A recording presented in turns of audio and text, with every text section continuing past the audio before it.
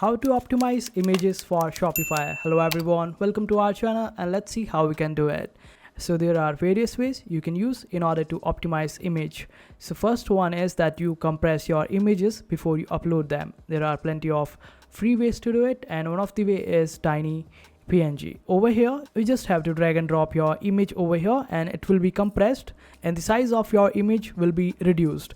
This way you would be able to upload your images quite faster and also maintain the quality of that particular image.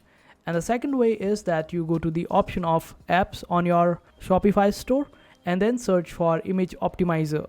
And this way you would be able to find different image optimizers. You can use any of them. There are also some free plans available for these applications. You can use them and they are quite useful.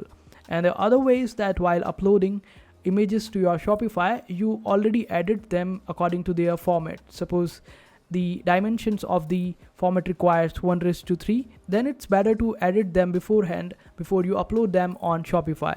And these are some ways that you can use in order to optimize images on Shopify. I hope this video was helpful. Make sure to hit that like button and also subscribe to our channel for more helpful videos.